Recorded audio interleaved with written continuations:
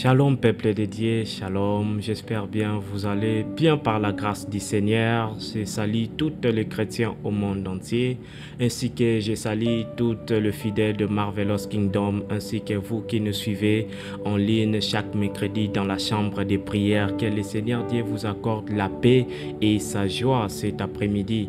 Et ainsi que je n'oublierai pas de remercier mon Père spirituel, Papa Eddy, c'est lui qui m'aime beaucoup. Il me fortifie et il m'encourage à chaque fois, il m'apporte des conseils, ainsi par la grâce du Saint-Esprit. Alors ce soir, je suis encore très content d'être là auprès de vous, moi le frère David Kalambayi. Je vous aime beaucoup par l'amour du Seigneur Jésus-Christ. Alors j'espère bien, ça fait un petit moment que je ne suis plus ici, alors j'ai reçu cette opportunité encore. Alors j'aimerais aujourd'hui que nous puissions vraiment parler encore de la part du Seigneur Jésus-Christ, moi qui est le moindre des serviteurs, et c'est par sa grâce que je peux juste parler de sa parole aujourd'hui. Alors sans plus tarder, j'espère bien que vous êtes là avec nous à prier et aussi à écouter cette exhortation de cet après-midi. Lorsque le Seigneur Dieu puisse vous localiser où vous êtes, là où vous vous retrouvez, je crois à l'Esprit Saint, il sera là pour vous orienter et pour vous réconforter encore ce soir. Sans plus tarder, j'aimerais que nous puissions vraiment baser sur un thème dont je l'ai récit par la grâce du Seigneur à travers une histoire qui s'est passée avec une sœur. Alors cette sœur-là venait de perdre son travail, dans son entreprise, là où elle travaille, on lui a compliqué, on lui a dit de signer des papiers pour quitter le travail. C'est à cause de son histoire que le Seigneur m'a appris, m'a enseigné quelque chose à propos de la joie. Oui, parce que la joie est très importante dans la vie chrétienne. La joie de l'Éternel qui doit habiter à chaque personne qui appartient en Jésus-Christ. Alors, avant que nous puissions démarrer, j'aimerais que nous puissions lire d'abord la parole de Dieu aujourd'hui. Et c'est à travers ces versets que nous pouvons maintenant entrer au notre sujet de ce soir. Vous qui avez de Bible, vous pouvez lire ensemble avec moi dans le livre des 1 Thessaloniciens, chapitre 5, versets 16 à 18, dont la parole de Dieu déclare: Soyez toujours dans la joie, priez sans cesse, remerciez Dieu en toutes circonstances. Telle est pour vous la volonté que Dieu a exprimée en Jésus-Christ. Bien-aimé, l'apôtre Paul écrivait beaucoup des épîtres, aussi par laquelle dans cette épître, dans cet chapitre, dans ce livre, dont j'ai beaucoup aimé, il a commencé dans le verset 16 en disant « Soyez toujours dans la joie ». Il montrait comment les chrétiens, comment ils devraient se comporter, quelles attitudes ils devraient afficher, comment ils devraient donc se comporter dans chaque circonstance, quels que soient les problèmes ou quelle que soit la tristesse ou la détresse ou bien dans la joie. Et il montrait comment nous devrons nous tenir à n'importe quel moment. Alors ici, j'ai beaucoup aimé dont l'apôtre Paul a parlé d'être dans la joie, toujours dans la joie. Alors, on ne nous a pas dit d'être dans la tristesse, on ne nous a pas dit d'être dans la dépression, on ne nous a pas parlé de vivre dans la tristesse ou bien dans la détresse ou bien dans se sentir affligé tellement au cœur dont nous ne pouvons plus même prier ou bien plus même adorer l'Éternel. Mais on nous a dit d'être toujours dans la joie, afficher cette attitude de la joie. Alors, peut-être chacun de nous comprenait la joie ici de la Bible d'une autre manière. Alors, peut-être chacun de nous comprenait cette joie d'une manière, d'une émotion, ou bien d'un sentiment qui peut venir et partir, ou bien d'une émotion parce que tu as reçu un cadeau en venant d'un ami, ou bien en venant d'une amie, ou bien parce que tu as organisé le mariage, ou bien parce que tu as obtenu un travail, que cette joie que la Bible parle. Alors, j'aimerais que nous puissions vraiment nous faire comprendre à propos de la joie que la parole de Dieu nous parle ici ce soir. Parce que c'est une joie authentique, c'est une joie en venant du Seigneur Jésus. C'est une joie qui est accompagnée de la paix, qui habite en nous. C'est une joie donc qui est produite par le Saint-Esprit lui-même. Parce que cela est mentionné dans le livre de Galates chapitre 22. On nous a parlé de fruits de l'Esprit dont nous voyons, ils ont mentionné, il y a la paix et suivi de la joie. Alors cette joie, c'est le fruit de l'Esprit qui doit habiter en nous. Cette joie que nous sommes appelés à vivre, c'est là. Moi et toi, nous sommes appelés à vivre dans la joie. Moi et toi, nous sommes nés pour vivre dans la joie et être heureux dans le Seigneur. Alors, cette joie n'est pas vraiment émotionnelle, comme je le disais, mais c'est une joie qui est définie de telle manière. Donc, selon la définition qui vient du mot grec, dont on nous parle de cette joie qui veut dire kara, qui veut dire joie profonde ou calme ou encore stabilité ou stable. Donc c'est une joie qui est tellement constante en nous. La joie dont la parole de Dieu nous parle, c'est une joie qui est durable, une joie qui réside en nous, une joie qui vit en nous, une joie qui ne pourra jamais être affectée par les circonstances de l'extérieur, une joie qui ne peut jamais être affectée par les problèmes qui peuvent nous arriver à l'ouest ou bien à l'est, une joie qui ne peut jamais se terminer parce que cette joie est tellement constante. Quand on dit d'une joie constante, c'est une joie qui reste éternellement dans la vie d'un enfant de Dieu. Et c'est pour cela l'apôtre Paul a insisté. Il dit, soyez toujours dans la joie.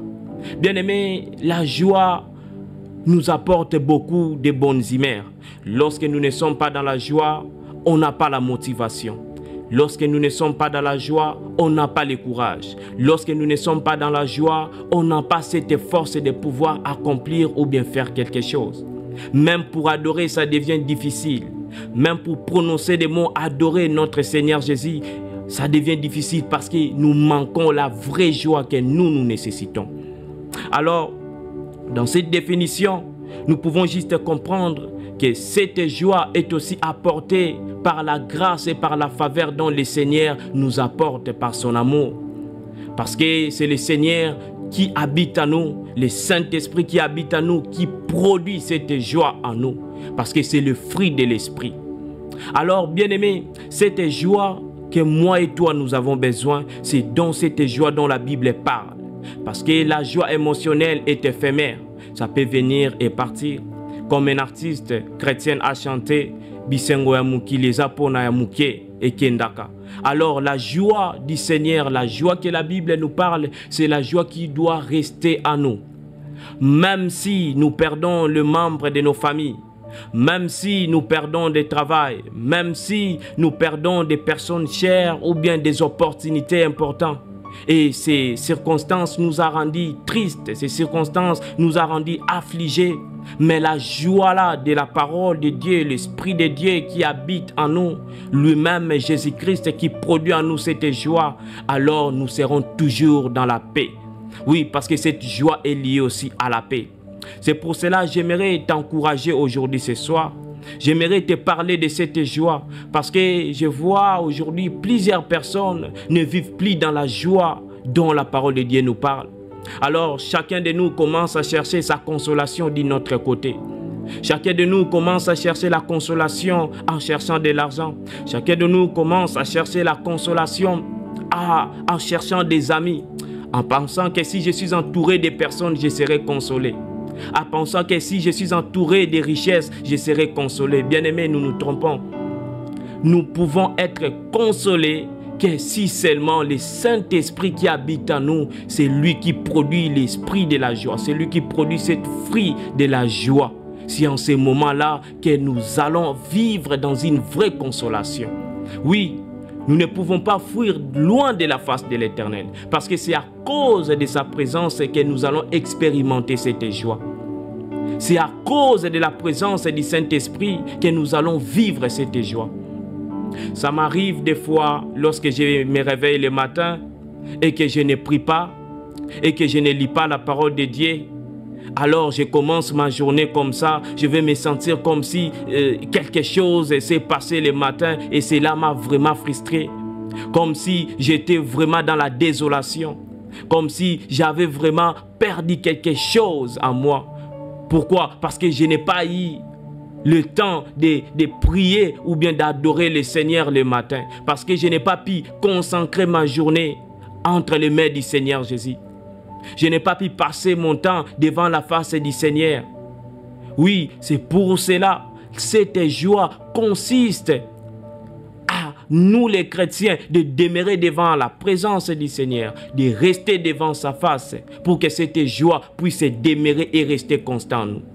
C'est pour cela, dans le verset 17, on nous dit « Priez sans cesse ». Bien-aimé, cette joie est tellement durable, mais cela peut aussi rester durable dans la vie d'un homme si seulement aussi nous restons dans la présence de Dieu, dans la communion avec le Seigneur, en demeurant dans la prière. Oui, parce que lorsque nous parlons avec le Seigneur, c'est en ce moment-là qu'il nous communique aussi sa vie, il nous communique aussi sa nature, il nous communique aussi la joie qui est en lui.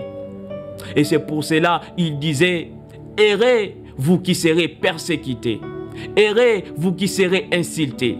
Errez, vous qui serez accablés, frappés à cause du Seigneur Jésus-Christ. » Oui, bien-aimés, nous serons errés, nous qui serons persécutés, et nous qui sommes en train d'être persécutés, insultés à cause de Jésus-Christ.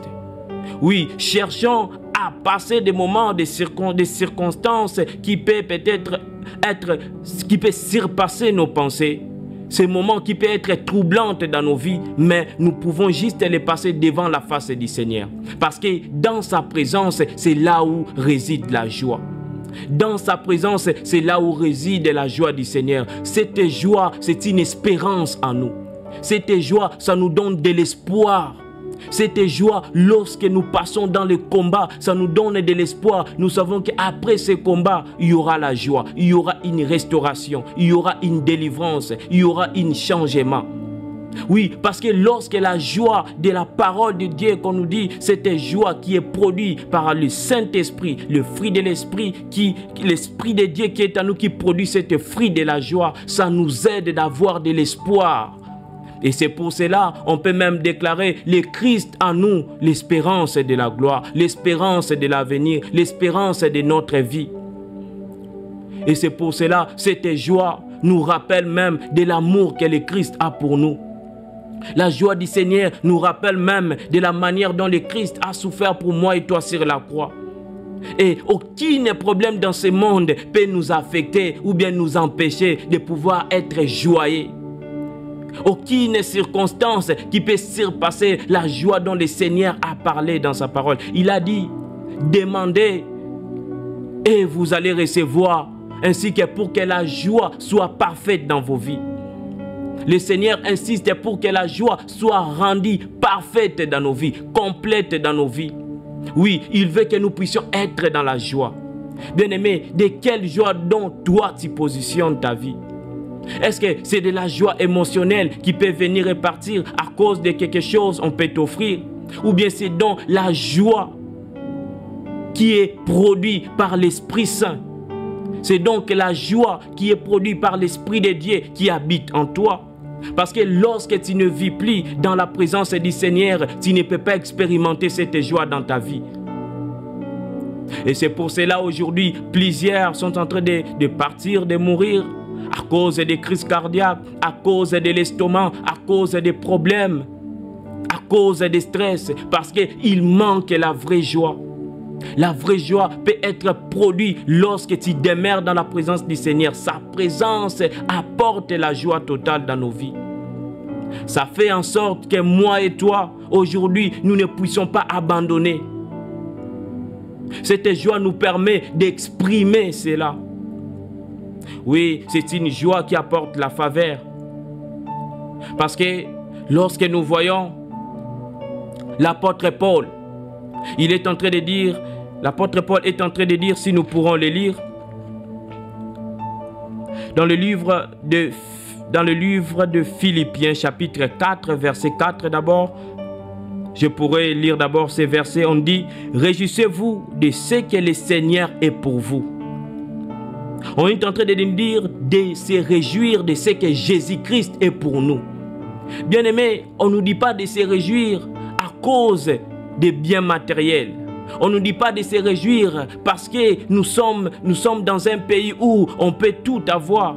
Mais on dit de se réjouir à cause de ce que le Seigneur est pour moi et toi. Bien-aimé, si tu commences à réfléchir profondément sur cette parole, tu vas commencer à vivre dans la joie pour toujours dans ta vie. Parce que Jésus-Christ habite en toi, il y a la joie complète. Tu n'as pas besoin de chercher la joie d'un autre côté. Tu n'as pas besoin de chercher la consolation d'un autre côté. Parce que Jésus-Christ est l'auteur de la joie, vit en toi. Si tu as perdu la joie, reviens sur notre Seigneur Jésus-Christ. Si tu vis encore dans ce monde et que tu n'as plus encore la joie, invoque le Seigneur Jésus-Christ. Parce que la joie peut être produite par lui. Oui, bien-aimés, réjouissons-nous de ce que le Seigneur est pour nous. Oui, bien-aimé, réjouis-toi aussi de ce que tu as. Contentez-vous de ce que vous avez. Ne vous contentez pas des histoires de ce monde qui peut venir et disparaître. Mais réjouissez-vous parce que le Seigneur habite en vous. Que les personnes qui étaient auprès de toi sont parties, pas de problème. Tu remercies Dieu dans toutes les circonstances. Tu as perdu tes enfants, tu remercies Dieu dans toutes les circonstances. Oui, bien-aimé, tu as duré longtemps dans la pauvreté, tu remercies Dieu dans toutes les circonstances. Pourvu que cette joie qui demeure en toi ne puisse pas encore quitter dans ta vie. Parce que tu ne peux pas vivre longtemps dans la tristesse, cela n'est pas destiné pour toi. Le Seigneur veut que tu sois heureux. Le Seigneur veut que tu reconnaisses qu'il vit en toi. Et c'est lui-même l'auteur de la joie. Oui, réjouis-toi de ce que tu as. Et ce que tu n'en as pas, cela ne te regarde pas, bien-aimé. Parce que toutes les bonnes choses concourent à notre bien, à nous qui aimons le Seigneur. Alors, son amour peut produire la joie en nous. Sa protection produit la joie en nous. Sa présence produit la joie en nous. Tout ce qu'il nous accorde par sa faveur, par sa grâce, produit la joie en nous. Bien-aimé, c'est lui qui ne vit pas dans la joie. C'est lui qui ne vit pas vraiment dans cette joie. Bien-aimé, c'est un homme qui est déjà sous une perdition. C'est un homme qui est déjà sous la colère du diable. Parce qu'à cause des préoccupations, à cause des stress, tu peux perdre ta vie. Le Seigneur est en train de dire, à quoi sera-t-il à un homme de perdre sa vie?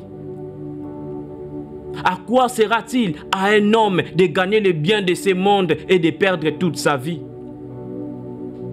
Bien-aimé, à cause des histoires de ce monde, tu commences à te fracasser, tu commences à te préoccuper.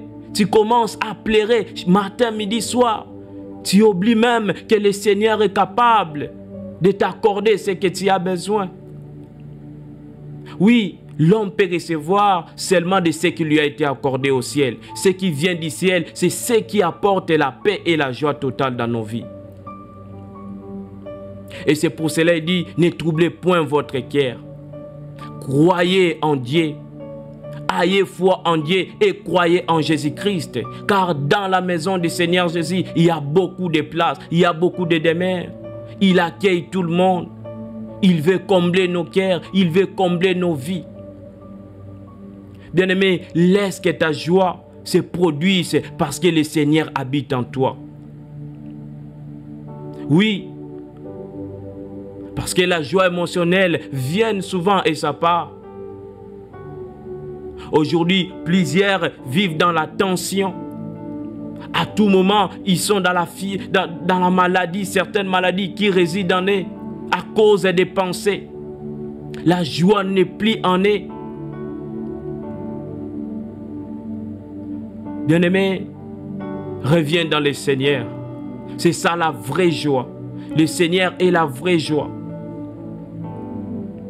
Il est celui qui peut combler nos vies, qui peut combler le vide qui est en toi, qui peut combler le vide qui est dans ton esprit. L'apôtre Paul est en train de dire, persécuté, mais jamais abandonné. combattu, mais jamais vaincu. Oui, il est en train d'exprimer cela parce que la joie de Dieu habite en lui. Le fruit de la joie était dans la vie de Paul.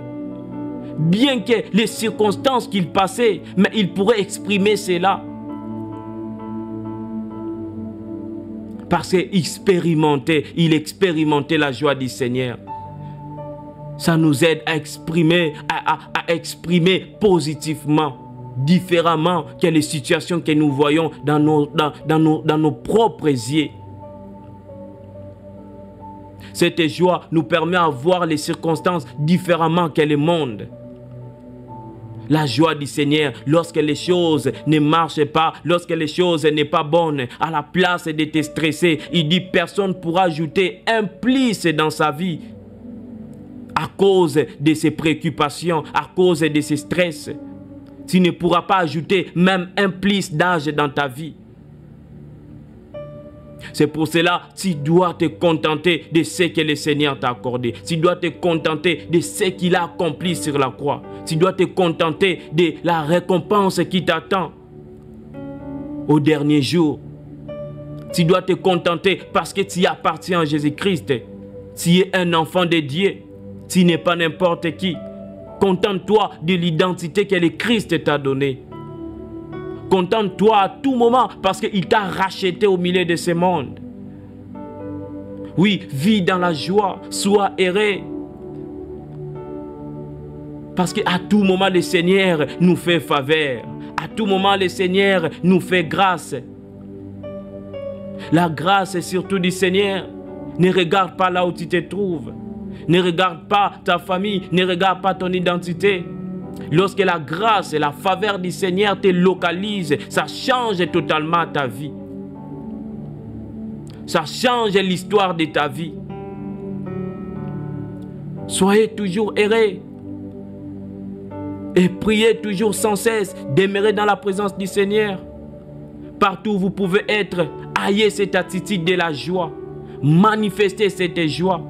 Parce qu'une joie qui provient de Jésus-Christ et de la faveur ne peut être cachée. Oui, bien-aimé, lorsque la joie vraiment du Seigneur demeure en toi ne peut être cachée, tout le monde remarquera cela, que celui-ci vit dans la joie. Parce que c'est la joie qui provient de Jésus-Christ, la joie qui est créée par l'Esprit Saint en nous. Dans le livre de Néhémie, chapitre 8, versets 10 et 11, j'aimerais lire.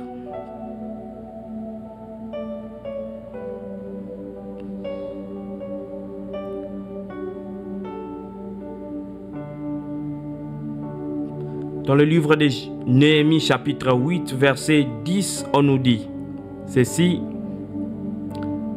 Puis Esdras ajouta, à présent, allez faire un bon repas, buvez d'excellentes boissons et faites porter des portions à ceux qui n'ont rien préparé, car ce jour est un jour consacré à notre Seigneur. Ne vous affligez donc pas, car la joie que donne l'Éternel est votre force.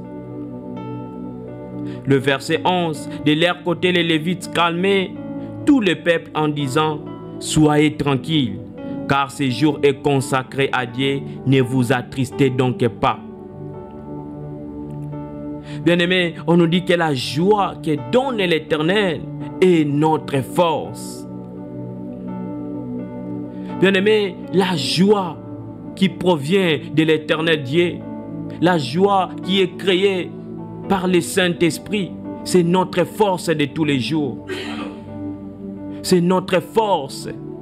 Oui, lorsque tu as cette joie, tu as la force de proclamer la parole, de proclamer le nom du Seigneur, d'annoncer la bonne nouvelle avec joie, de danser avec joie, d'adorer avec joie, de louer avec joie. Même lorsque tu te sens faible, c'est alors que ton esprit reconnaît encore que tu es fort même dans le Seigneur. Parce que la joie du Seigneur qui habite en toi te donne encore de force, te fortifie encore. Tu surpasses les obstacles qui se mettent devant ta vie. Tu surpasses les problèmes qui pourraient te troubler pour toute ta vie. Tu surpasses cela à cause de la joie du Seigneur. Une joie qui change toute une histoire. Si nous pourrons lire le livre de Matthieu, chapitre 6, verset 27, la parole de Dieu déclare: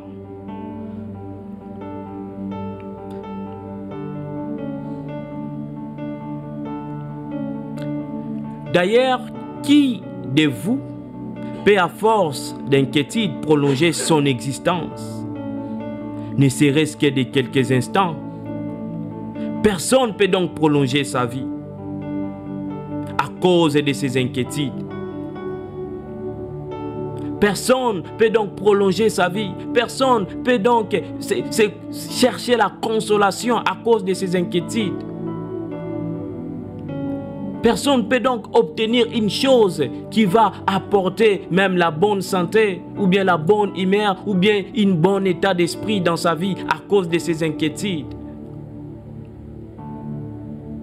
Bien-aimés, évitons les inquiétudes, évitons de se troubler, évitons de vivre dans la tristesse. Évitons de se laisser être accablés pour longtemps. Chaque chose a son temps. Choisissez d'être dans la joie. Oui, c'est un choix. Choisissez aujourd'hui d'être dans la joie, de vivre dans la joie. Alors, si vous choisissez de vivre dans la joie, c'est en ce moment que votre vie sera toujours dans le bonheur. Que votre cœur sera dans la paix que le Seigneur nous dit: je vous donnerai la paix que le monde ne pourra jamais vous donner. Laisse que tu puisses commencer à vivre dans la joie. Et j'aimerais prier pour toi ce soir avant que nous puissions finir. Et que le Saint-Esprit de Dieu puisse te visiter ce soir. Et qu'il puisse produire cette joie en toi. Est-ce que nous pouvons prier? Éternel Dieu Tout-Puissant, que ton nom soit glorifié, que ton nom soit loué, parce que tu es l'auteur de la joie, parce que tu es celui qui crée la joie dans le cœur d'un homme, dans le cœur d'une femme, dans le cœur d'une famille, au milieu de l'Église, au milieu des chrétiens. Plusieurs sont en train de vivre dans la désolation. Plusieurs sont en train de vivre dans le désespoir. Plusieurs sont en train de vivre dans les doutes. Oui, Père, ils ne savent même pas comment s'en sortir dans des circonstances qu'ils aient arrivées dans leur vie.